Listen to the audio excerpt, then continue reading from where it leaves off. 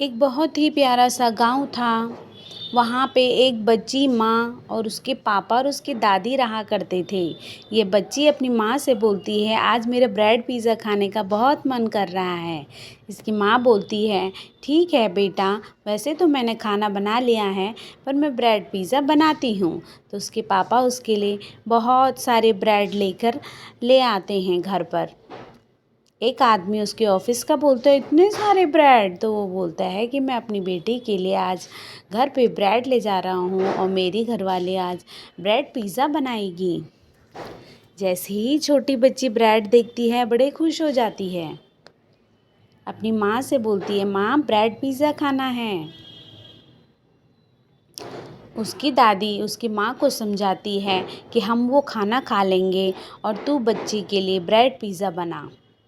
उसकी बहू बोलती है, नहीं, अगर मैं ब्रेड पिज़्ज़ा बनाऊंगी तो सारा खाना ख़राब हो जाएगा। बच्ची नहीं मानती, बोलती मुझे ब्रेड पिज़्ज़ा खाना है, ब्रेड पिज़्ज़ा खाना है। उसकी सास समझाती है कि बना दे, इसके लिए ब्रेड पिज़्ज़ा बना दे। फिर उसका पापा बोलता है कि हाँ, बच्ची के लिए ब्रेड पिज़्ज़ा बनाओ, हम तो खाना खा लेंगे, कोई बात नहीं, आप ब्रेड पिज़्ज़ा बनाओ। वो बड़े ही प्यार से ब्रेड पिज़्ज़ा बनाती है और छोटी बच्ची बड़े खुशी खुशी से ब्रेड पिज़्ज़ा खाती है। फिर उसके पापा अपनी फैक्ट्री में चले जाते हैं। तो फैक्ट्री में अचानक से बहुत तेज़ आग लग जाती है और उसके पापा अनफॉर्चुनेटली वहीं पे एक्सपायर हो जाते हैं। उसकी माँ घर में ब्रेड पिज़्ज़ा बना रही होती है। दूसरे दिन बोलती है अपनी सास को, आप भी खा लो और छोटी बच्ची भी ब्रेड पिज़्ज़ा खा लेंगे। वो अपने हस्बैंड का इंतज़ार करती है, बट वो अभी तक नहीं आते हैं। तो वो वेट करती है कि जब मेरे हस्बैंड आएंगे तब मैं उनके साथ ब्रेड पिज़्ज़ा खाऊंगी। उसकी सास बोलती है, चलो बेटा, फिर आप उनके साथ खा लेना, हमें दे दो। फिर दोनों वो बड़े प्यार से माँ और सास और उसकी बच्ची ब्रेड पिज़्ज़ा खाते हैं। एक साइड ही बहुत इंतज़ार कर रही होती, इंतज़ार करते करते सो जाती है। तभी दूसरी सुबह होती है और वो तब तक घर नहीं आता है उसका पति। तो वो अंदर बाहर टेंशन के मारे जाती है। तभी ऑफिस के 3 लोग उसकी डेड बॉडी लेके घर पर आ जाते हैं और वो बहुत ज़ोर से रोने लगती है और बहुत ज़्यादा परेशान हो जाती है। बोलती है, ये क्या हो गया, मेरे हस्बैंड कैसे एक्सपायर हो गए।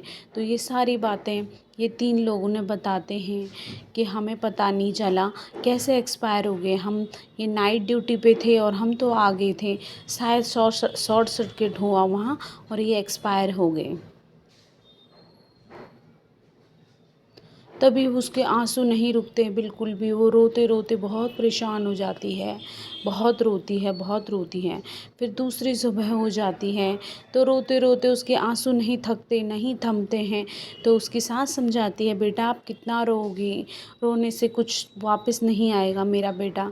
अब तुम्हें कुछ सोचना पड़ेगा इस छोटी बच्ची के लिए भी और अपने लिए भी। तुम्हें घर भी संभालना होगा और नौकरी भी करनी होगी।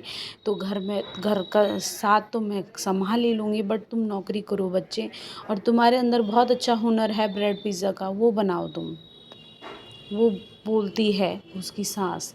फिर बहू बोलती है, ठीक है माँ, मैं यही करती हूँ, ब्रेड पिज़्ज़ा बनाने का काम करती हूँ। फिर उसकी सास उसको बहुत समझाती है, तुम बड़ा ही अच्छा ब्रेड पिज़्ज़ा बनाती हो और बहुत ही अच्छा होता है तुम्हारे हाथ का, तो तुम ये कर सकती हो। तभी वो बोलती है, ठीक है माँ, मैं यही करती हूँ। फिर वो पड़ोस की अम्मा के यहाँ से ठेला ले आती है और ब्रेड पिज़्ज़ा बनाना शुरू कर देती है। ठेले पे वो अपने ब्रेड पिज़्ज़ा को सेकती है और रखते हैं। तभी एक ग्राहक आता है और उसके हाथ का बना ब्रेड पिज़्ज़ा खाने के लिए बोलता है। वो बोलता है, मुझे बहुत ही पसंद है ब्रेड पिज़्ज़ा, मैं इसे खाने के लिए शहर में जाता हूँ और अब बड़े खुशी की बात है, ये मेरे गांव में ही आ गया है। तो वो बोलती है, ठीक है, अब मैं आपको अपने हाथों से ब्रेड पिज़्ज़ा खिलाती हूँ। फिर उसको सेकती है ब्रेड पिज़्ज़ा को और बड़े ही प्यार से वो अंकल जी को दे देती है। फिर वो अंकल जैसे खाते हैं बड़े खुश होते हैं और गांव में सबको बताते हैं कि वहाँ पर बड़ा स्वादिष्ट ब्रेड पिज़्ज़ा बनता है। दूसरे दिन वहाँ बड़ी लंबी लाइन लग जाती है ब्रेड पिज़्ज़ा खाने वालों के। ऐसे ऐसे उसके पास बहुत पैसे आ जाते हैं, बहुत पैसे आ जाते हैं। टाइम बढ़ता जाता है, 1 दिन 2 दिन 3 दिन बड़ा अच्छी कमाई कर लेती है। अम्मा के हाथ में अपने पैसे देती है। अम्मा मना करती, नहीं बेटा अपने पास रखो। फिर दूसरी सुबह होती है, फिर ब्रेड पिज़्ज़ा बनाती है, फिर बहुत सारे पैसे आ जाते हैं। ऐसे ही हर दिन कंटिन्यू चलता है। ये एक विदेशी सैलानी आता है, वो भी उसकी बड़ी तारीफ़ करता है उसके ब्रेड पिज़्ज़े की कि ये बहुत ही टेस्टी ब्रेड पिज़्ज़ा है। फिर यहाँ बड़ी ज़ोर की भीड़ लग जाती है ब्रेड पिज़्ज़ा खाने वालों की और उसकी कमाई अच्छी खासी होने लग जाती है और वो एक सुंदर सा घर बना देती है जिसमें उसकी सास, वो और बच्चे बड़े खुशी खुशी रहते हैं।